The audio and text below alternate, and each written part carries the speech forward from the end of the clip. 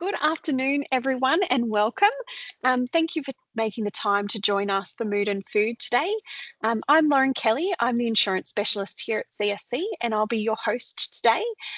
Before we begin, I'd like to acknowledge the traditional custodians of the land which we're meeting and pay my respects to the elders past and present. I'd also extend that respect to any Aboriginal and Torres Strait Islander people joining us today.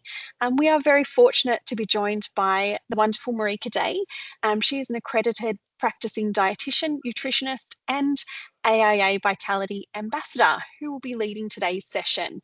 With the festive season fast approaching, it's the perfect time to explore how the foods we choose can influence our mood, reduce stress, and support overall mental well-being.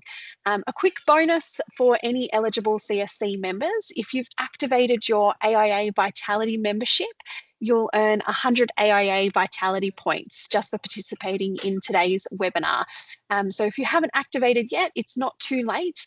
Simply search for an email from info@aiavitality.com.au in your inbox, open your AIA Vitality activation email, follow the prompts to set up your membership, and you can earn 100 points. Through the session today, we do want as many questions and interactive as possible, so do pop any questions into the chat at any time. I'll keep an eye on them and bring them to Marika as we can. All right, let's jump in. Marika, thank you for being with us today. I'll hand over to you. Thank you so much, Lauren, and I'm going to share my screen, so just bear with me one moment while I get that up. All righty. Okay, so today we are talking about food and mood, and I do think it is, like Lauren said, a really timely time to be speaking about food and mood. A lot of people don't like talking about nutrition at this time of year because it's a time where we might be indulging a lot more or trying to forget about what is healthy and what's not. But I think this topic is really relevant because it sort of it empowers us to make choices that actually do make us feel good during this festive season. And it's not about restriction. It's about, thinking how can we make ourselves feel good through the foods that we eat. So essentially, the relationship between food and our brain or food and our mood is bidirectional, which means that it occurs in both ways, obviously.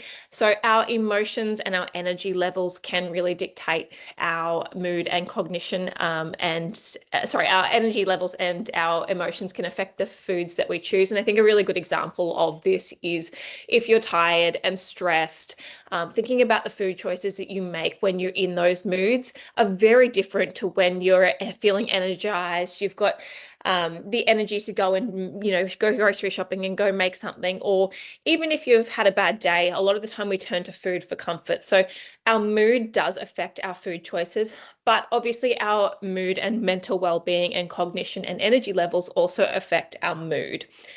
So what we're going to be talking about is both of these today, but we're going to break it down into both short-term and long-term effects. So the way that these pathways work are really short-term in some instances. So for example, you can have a direct impact within minutes, hours, and days.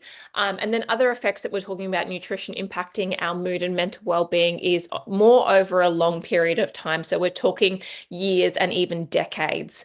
And I do really like to get people to think about their nutrition in terms of thinking about decades ahead of them, because nutrition is one of those things that it isn't necessarily just about what we're doing today for the effects that we're seeing today. We are making a really meaningful difference for the decades and decades to come for our life. There is some really exciting research coming out in relation to food and mood and the gut and the brain, and that gut-brain interaction. It is a really new area of research. So sort of what I want to highlight with this is that it's very hard when we're looking at research for mental health and mental well-being to remove all biases and all confounding factors when it comes to the research. And one example that I like to pull up of this is that there was a trial done a couple of years ago, actually quite a few years ago now, but it is one of the most sort of famous studies that have been done in mood and food. And it's called the SMILES trial. And you might have heard of it because it was publicized a lot and still is publicized a lot. And what that study showed, the SMILES trial, showed was that a healthy diet can actually help with the treatment of mood disorders like depression and anxiety. So it can actually help in management and treating it as opposed to just prevention and reducing the risk. Now, one of the things I always point out about this, because the results of this study were very exciting, it was showing that if we eat a healthier diet, we can treat depression with diet. But one thing I really like to point out about things like this is those confounding factors. So, for example, when we are actively making a decision to do something for ourselves, it increases our self-efficacy, and that makes us feel good regardless of the thing that we're actually doing.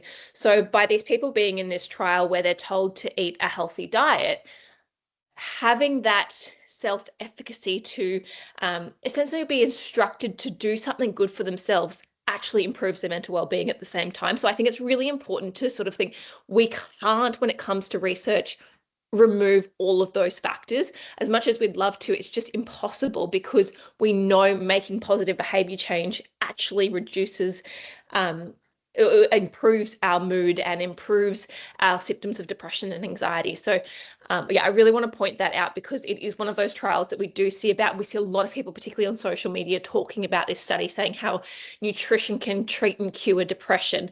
And while it's a really exciting area of research, and it's really good to see that, you know, there might be some associations there, it isn't the be all and end all. There are a lot of other factors that go into that as well. Sorry, that was a bit of a tangent. Okay, so how does diet impact our mood? So as I said, we've got our short-term and our long-term effects at the top there. So short-term, we're talking about the effects that the diet has immediately on our mood. So within, you know, the minutes and hours after eating. And then, as I said, we're looking at long-term effects. So how is it affecting our cognitive decline and our mood over a longer period of time? The other thing I want to point out is that the psychological state, so I mentioned before, so the effects of our mood on our dietary choices. And that also includes things like clinical depression. So when you do have quite severe clinical depression, it's really, really challenging to make healthy choices because you are bedridden sometimes. Making these things for yourself are really challenging. So it's really important that we acknowledge that and acknowledge that as part of this. The other thing I wanted to point out is also the effect of diet on cognition and concentration, because that is also another part of mood. It's not just about how we're feeling emotionally, but our cognition and concentration as well. So we're going to touch on sort of all of these points, not so much the psychological state, because that's a whole nother webinar, but we'll talk about how what we eat can affect our mood and mental well-being. Sorry, there we go. Okay, so we're going to start with the short-term impacts. So those immediate impacts that we see when what we eat and drink impacts how we're feeling in a very short period of time. And the first thing I like to point out is hydration plays a really, really big role in this. And it is something that is often very overlooked. Our brain is 70% water. So if we are even slightly dehydrated, our brain is struggling to function. And what we do see with even minor dehydration, so as little as 2% dehydration, it does result in a significant reduction in both our cognition, so our ability to make decisions and think, as well as our physical performance. So think about like athletic performance and those sorts of things. The other interesting thing that comes out of the research with hydration is that it increases our perception of task difficulty. So if you are dehydrated, and as I said, only a small amount of dehydration, it doesn't have to be severely dehydrated, we do perceive tasks as much harder than what we would if we were well hydrated. Carbohydrates are another thing that play a really big role in the immediate impact of food and mood. And the way that they do that is because glucose is a primary source of fuel for the brain. Our brain prefers to use glucose, and all carbohydrates, whether they are refined or unrefined, eventually will break down into glucose. And that is our primary source of fuel for the brain. When we are looking at highly refined carbohydrates, so we are seeing these fluctuations in our blood sugars, which is not ideal for our mood and for our energy levels.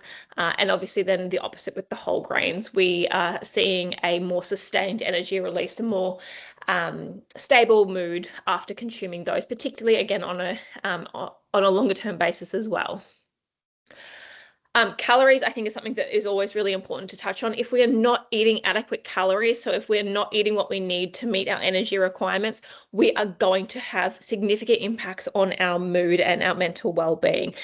Our brain uses 20% of the calories that we consume. So if you can imagine, if we are drastically reducing the amount of calories that we're consuming, or we're not consuming enough calories for our energy expenditure, then our brain is taking a significant hit in terms of its ability to function.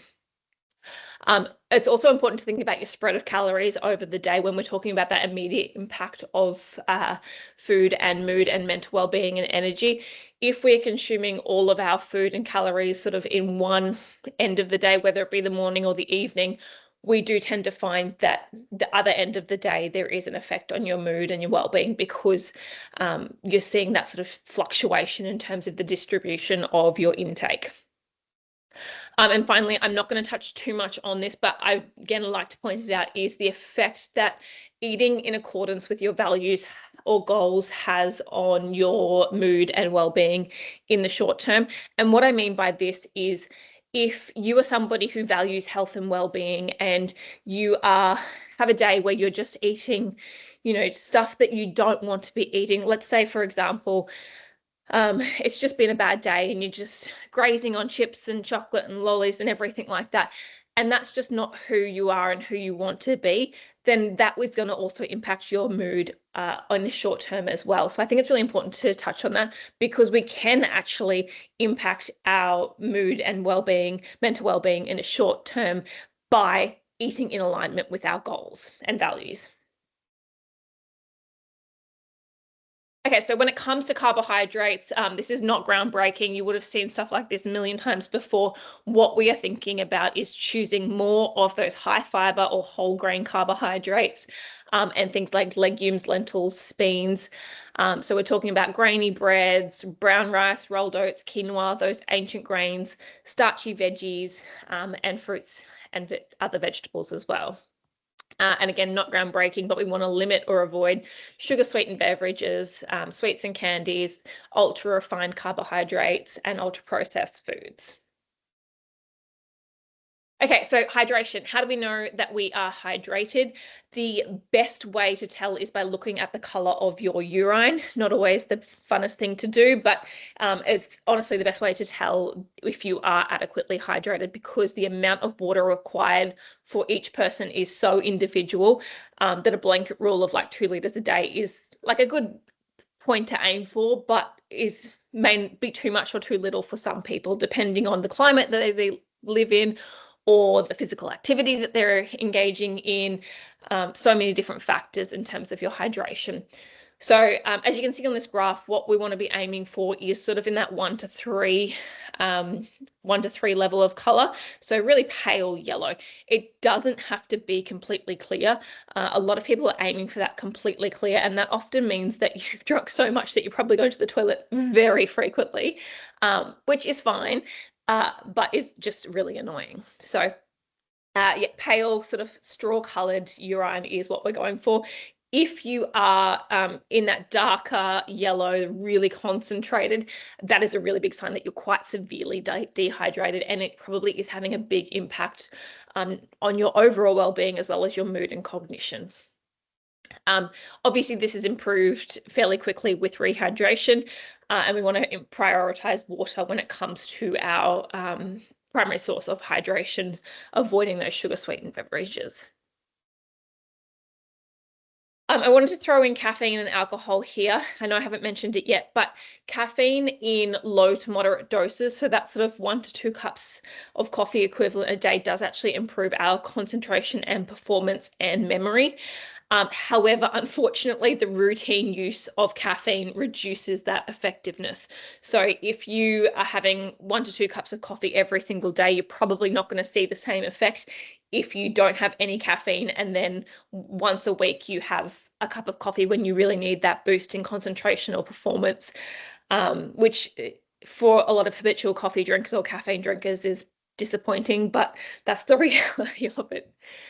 And not surprising, alcohol impairs our memory, alertness, and that is even in quite low doses. So we're talking about like even just one glass of wine, it can impair our memory, alertness, and our cognition.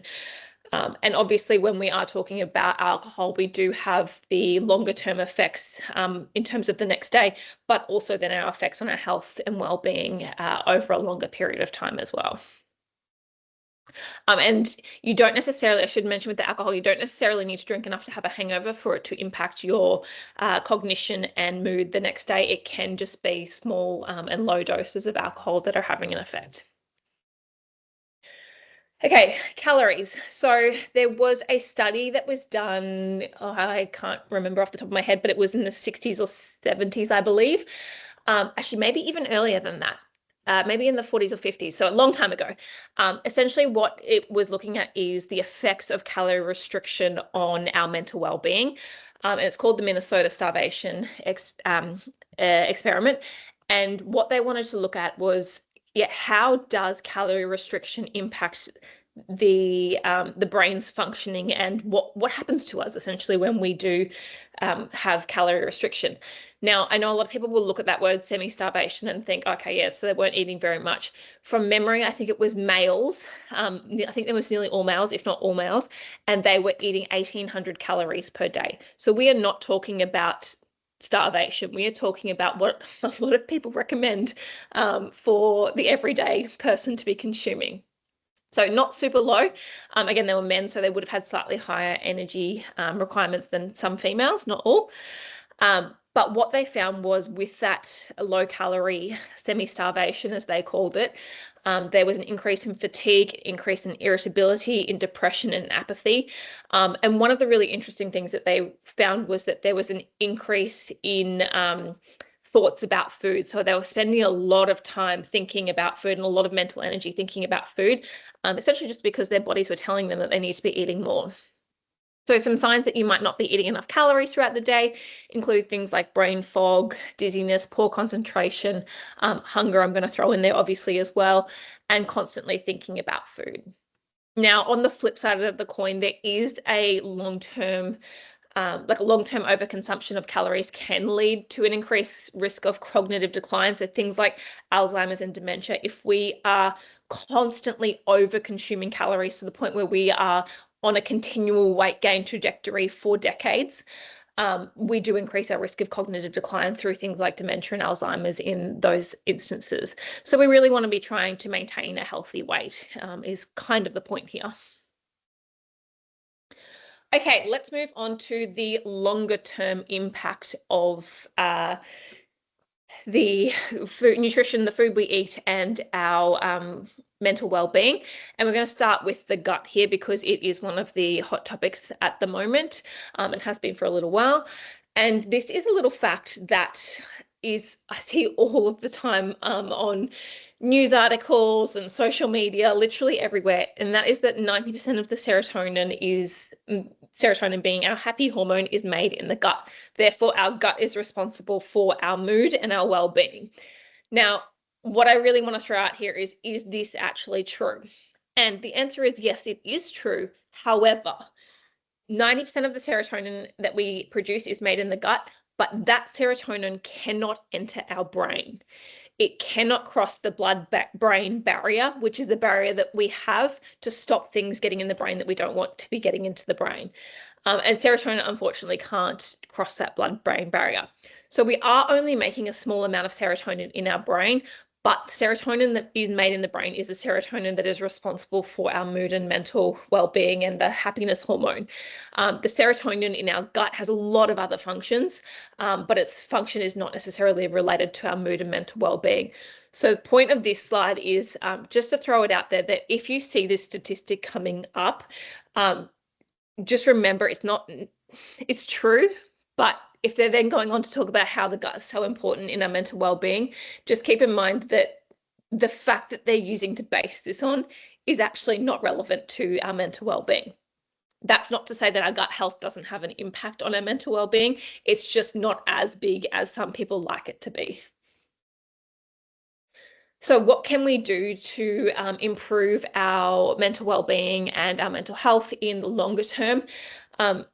There's sort of a few ways that we look at this, and that is through reduced risk of things like mood disorders, like things like depression and anxiety, but also reduced risk of cognitive decline. So things like Alzheimer's and dementia as well. So what we're looking for here is the nutrients, what nutrients are involved in this, things like zinc and omega-3 fatty acids we're going to touch on, what foods, so not just the nutrient that's in the food, but what foods, and then what dietary patterns as a whole. And I've thrown in here plus behavior change because, again, we've talked about the psychological impact of making positive behavior changes on our health and well-being, and in particular, our mental health and our mood.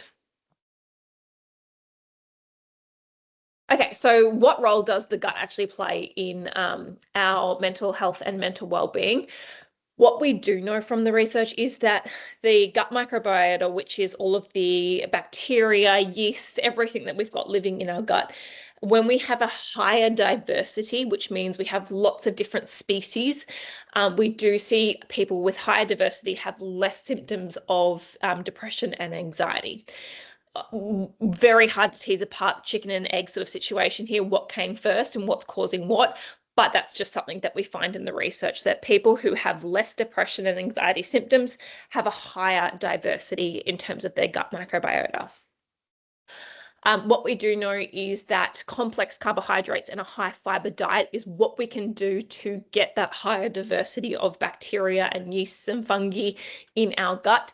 And one really practical way to do that is to aim for about 30 different plants per week.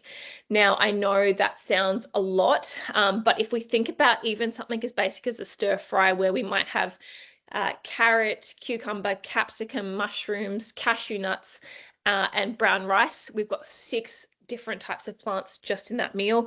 If we're adding in garlic and chili, we've got 8 in there. So it isn't as hard as it actually sounds if we start looking at, these specific plants. And that includes all plants. So as I said, whole grains, fruits, vegetables, even things like herbs and spices, garlic, onion, what else have I missed? Nuts and seeds. So if you're sprinkling a seed mix on your breakfast cereal or your porridge in the morning, you're getting a few different plants just in that sprinkle in the morning as well.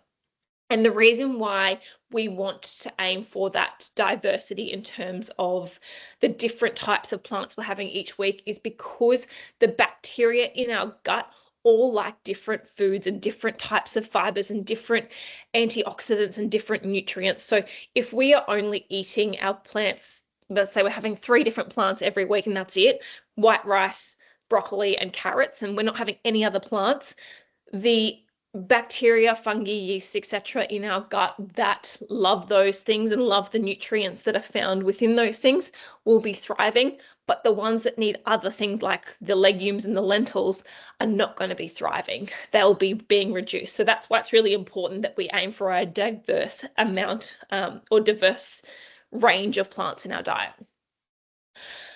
Probiotics is something that is really strain specific. So what the research shows with probiotics is that just taking a general health and well-being probiotic is probably not going to do a lot for your health in general. And probiotics are very temporary in terms of their effects anyway. They provide the benefit as a transient benefit as they're passing through your gut. So you would need to be taking them regularly to be seeing that benefit, even if it was having a benefit.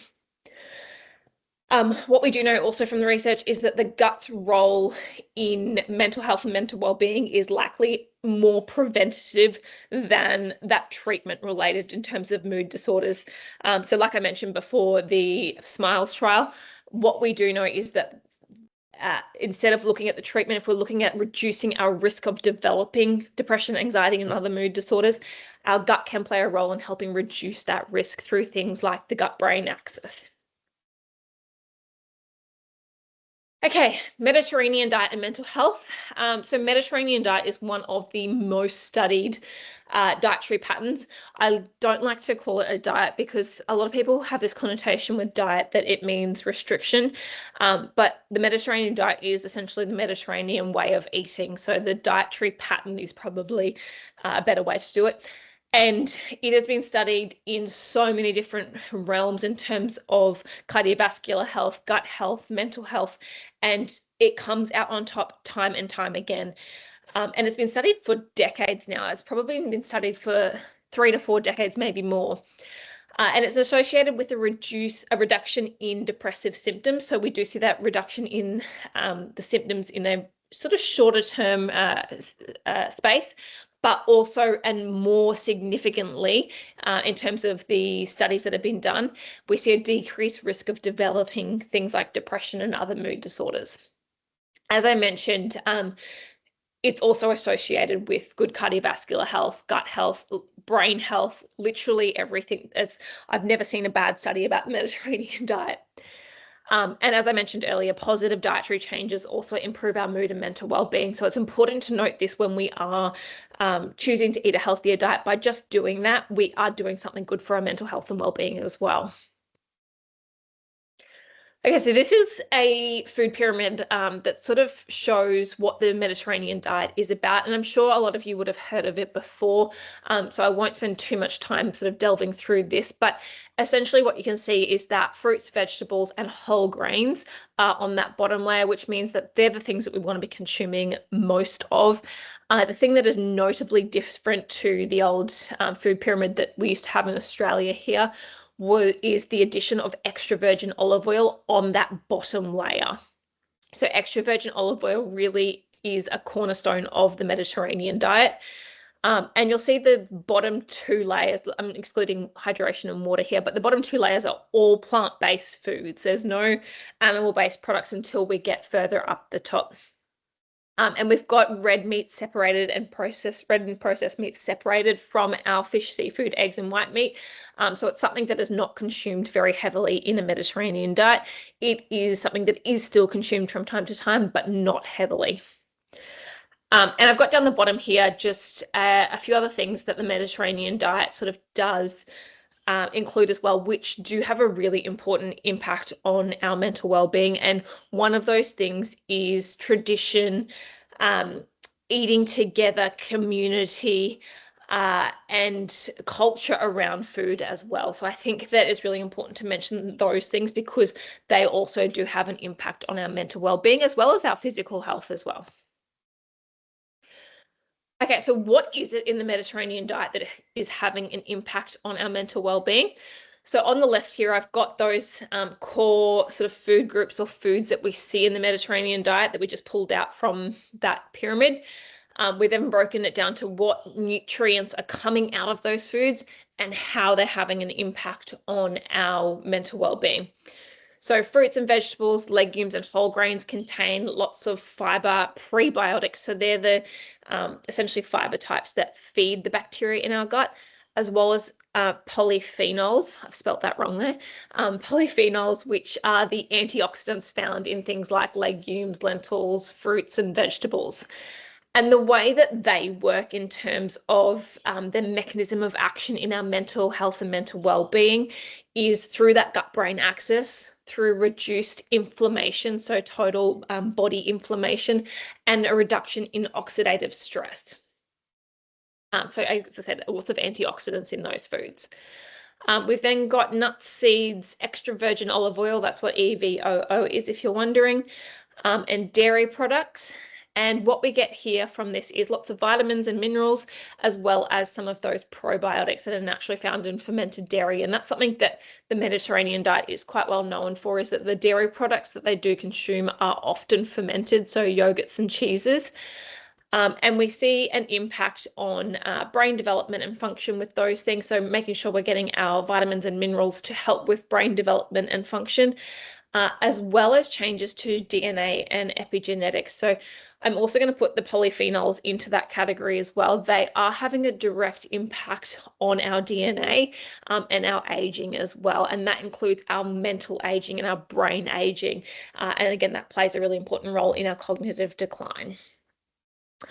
And then we've got fish and seafood, and in particular oily fish, so omega-3 fatty acids, and eggs there as well. They are really good sources of healthy fats.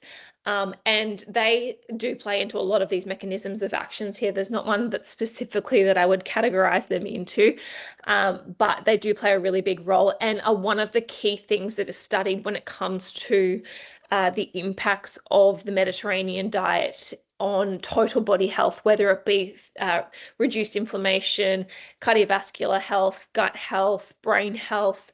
Yeah, the omega-3 fatty acids are a really important one here, as well as extra virgin olive oil. Okay, so let's compare the Mediterranean diet versus the standard Australian diet. And I'm not talking about the dietary guidelines, I'm talking about the standard diet that most Australians do eat. So the Mediterranean diet certainly has more healthy fats than the standard Australian diet, and in particular that extra virgin olive oil and oily fish.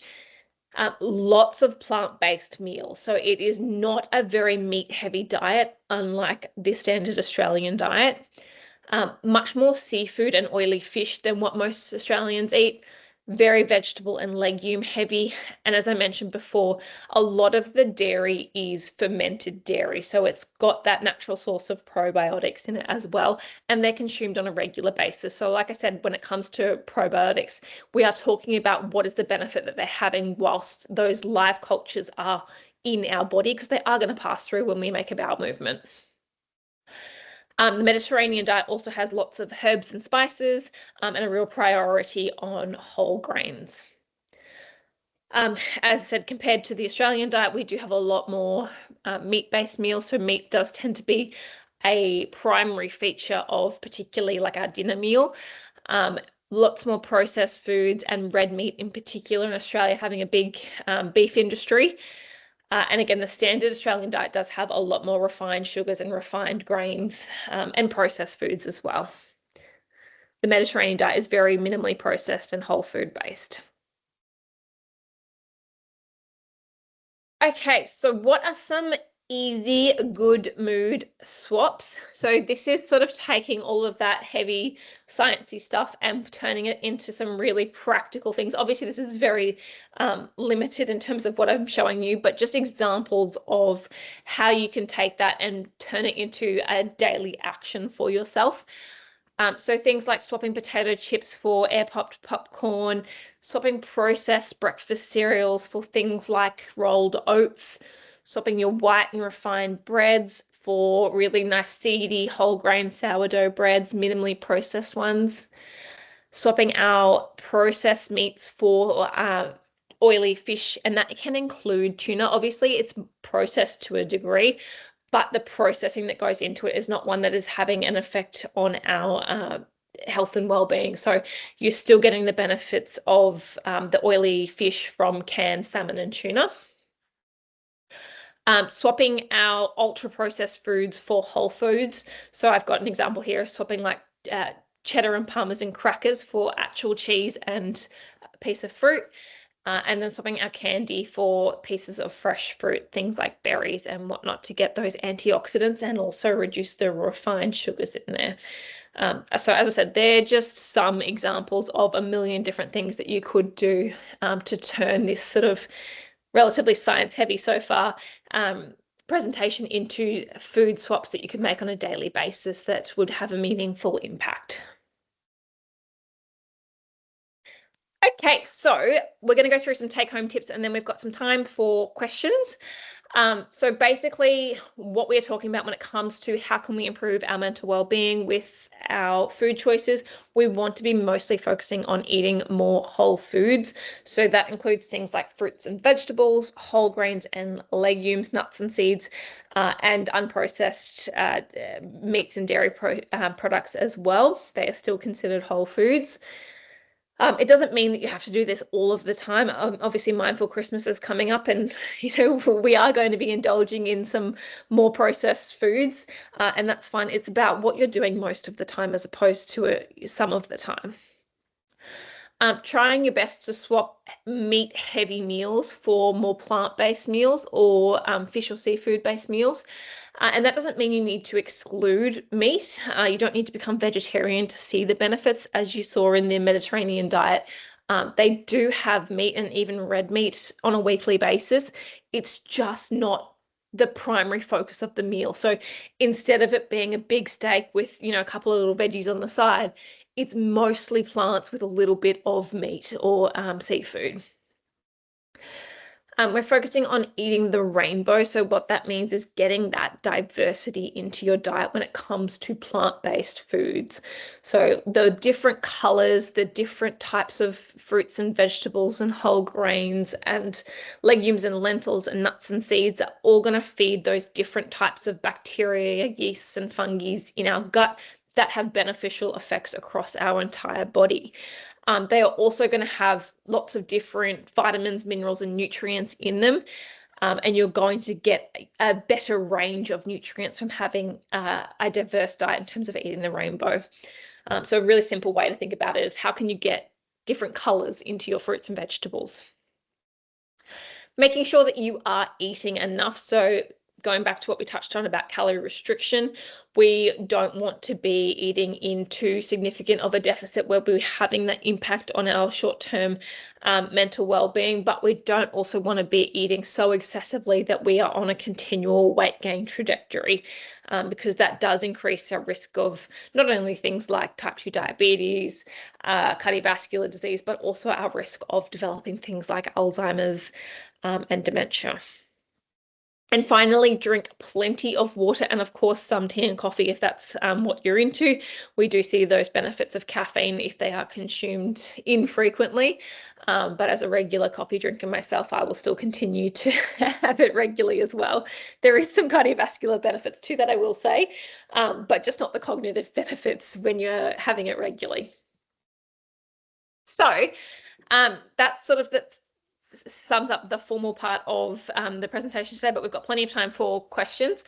But before I close down the presentation, you can scan this QR code and get 100 AIA Vitality points for attending this webinar today. So thank you very much for attending. And as I said, give that a scan and we'll start going through some of the questions. Thank you so much, Marika. That was a really informative session. I really enjoyed that one. I do have a couple of questions here in the chat. You did cover off on this one a little bit earlier on in the session. This question did come through before you really talked about how overdoing our calorie intake can increase the Alzheimer and dementia risk. But what are you able to talk a little bit more about what happens to our brain if we eat more than is needed? So, for example, some of that glucose or the sugar or proteins, etc. Your brain is going to continue to use glucose and sugar as its primary source of fuel. If you are not eating any glucose or sugar or carbohydrates, like let's say if you're on a ketogenic diet where there is none, your brain can adapt and use different sources of fuel, but it's actually not very efficient. So when we are talking about mental well-being, we actually do encourage carbohydrate intake for that reason. But an excessive amount of refined sugars and everything does lead to increased inflammation in the body, and that obviously has effects throughout the brain as well. So we want to be obviously mindful of over-consuming calories, but also over-consuming those refined and processed foods, and really focusing on whole foods as our primary source of calories. The benefit as well of consuming mostly whole foods is that they are often high, or nearly always higher in dietary fiber. And that's going to be something that will actually help to essentially restrict your calorie intake because it'll help you to feel full. So if you think about like 500 calories from a whole food meal versus 500 calories from a highly refined meal or snack, you're going to feel much more full for longer, and therefore help to keep your overall total calorie intake under check for the day as well if you're eating that whole food meal. Thank you so much. Thank you. I've got a few fact or fiction questions or some confirmation. Yes. Have you heard that full cream milk is better for you than reduced fat milk? Not skim, but reduced fat. Is that true? So when it comes to the fat content of milk and dairy products, actually, no, let's not talk about dairy products. Let's just talk about milk. The fat content change between whole milk. So if whole milk is about 3 to 4% fat, and skim milk is basically 0%. Reduced fat is about 1.5 to 2% depending. So it's not huge differences in terms of the fat concentration from skim milk to whole milk. So what I always say is that unless you are drinking like liters of milk a day, it actually doesn't matter which milk you are choosing. Choose the one that you enjoy the most. Some people will find that they feel more full and more satiated from a whole milk as opposed to a skim milk. Some people just like the taste better because it's creamier and richer. Some people don't like it for that reason. So as I said, the biggest thing I say when it comes to which milk you're choosing when it comes to dairy milk is choose the one that you enjoy the most, unless you've got really high cholesterol, or you're having large amounts of it, like you're drinking a liter of milk a day, then we probably would be looking at reduced fat or skim milk, just to keep the saturated fat component of your diet lower. Perfect. That's a really easy solution, right? I like that.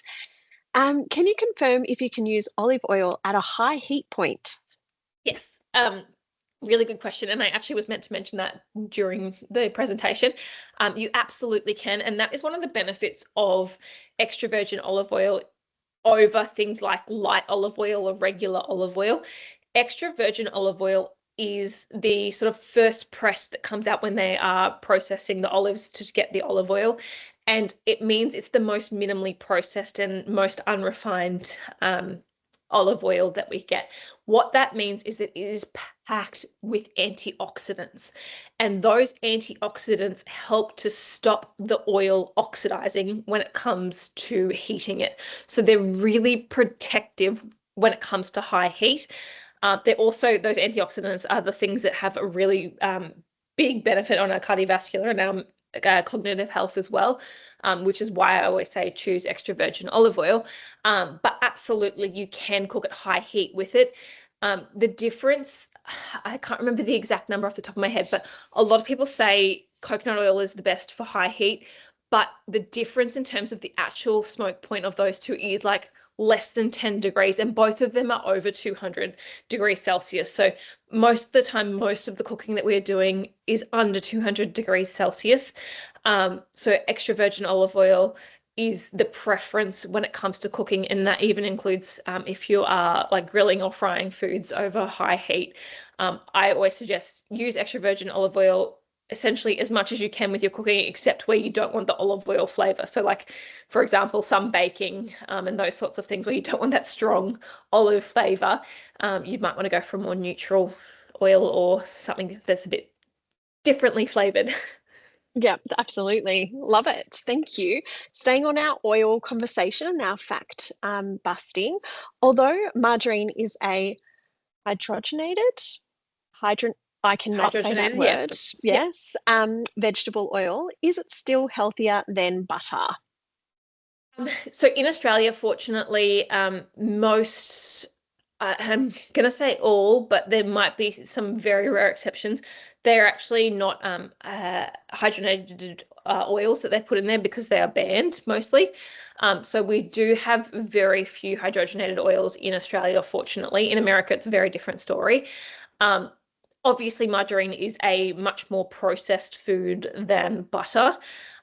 It is a lower saturated fat food, however, and we do know that too much saturated fat does contribute to increased risk of cardiovascular disease when consumed in excess, or if you have a high risk of developing cardiovascular disease, like you've already got those elevated markers of cholesterol or triglycerides.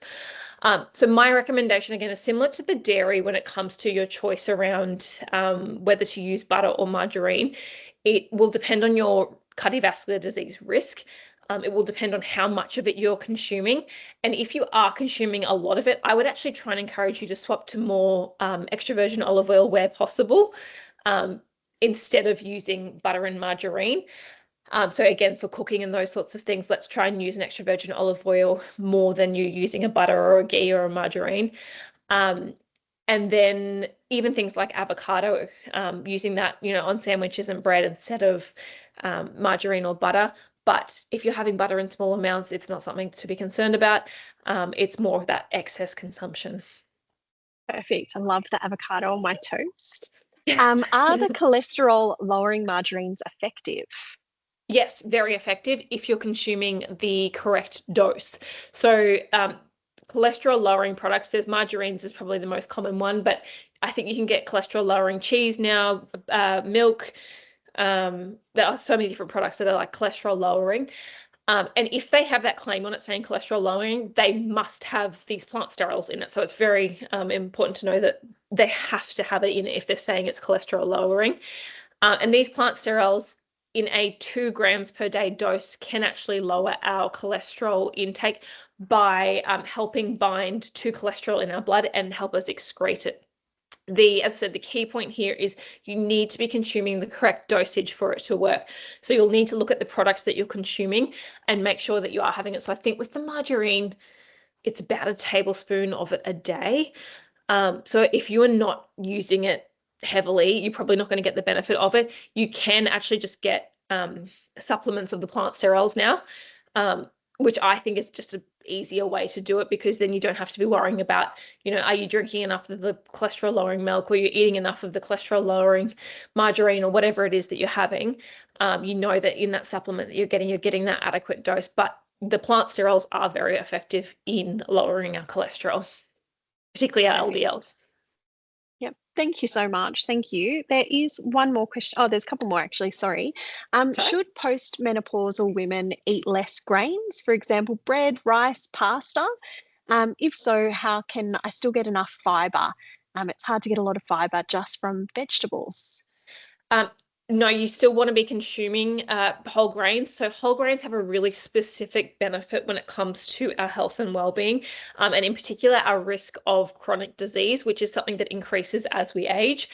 Um, so independent of fruit and vegetable consumption, whole grains still provide additional benefits. So I would strongly encourage you, regardless of your age, to be consuming whole grains on a regular basis.